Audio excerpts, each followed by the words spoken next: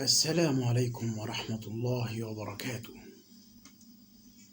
النهاردة هنقول كيف تكون بيراميدزاويا صميما. أيوة، بيراميدزاويا صميما.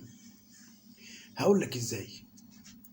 تشتري نادي في مصر كان اسمه الأسيوطي وتسميه بيراميدز، يعني الأهرام بالعربي. أيوة، وبعد كده هوب تروح تغري لعيبة النادي الأهلي وتشتري منه 3 4 لعيبة كده. زي مين؟ زي عبد الله التعيس، قصدي عبد الله السعيد، وشريف إكرامي، قصدي شريف إكرامي، وكمان أحمد فتحي، وتاخد أبو الطموح معاهم وأبو التفانين حدوتة، على رأي مين؟ أيمن كاشف، اللي مش عارفين لغاية دلوقتي هو كاشف عند مين.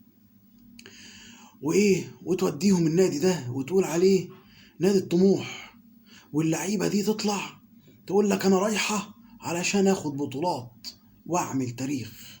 يوم إيه يقول لك النادي الأهلي بيقع من غير اللعيبة دي.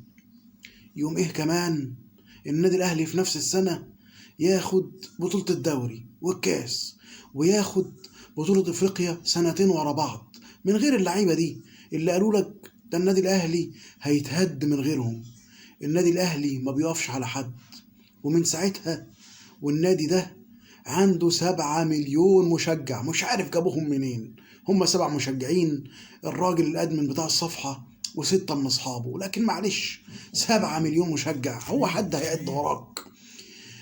ومن ساعتها ما خدوش ولا بطولة ولا هياخدوا إن شاء الله. هيفضل كده مشروع فاشل اسمه بيراميدز الأهرام أو الأهرامات. يلا، كلهم فشلوا وكلهم من غير الأهلي ما يسووش بصلة. أشوفكم على خير. سلام عليكم.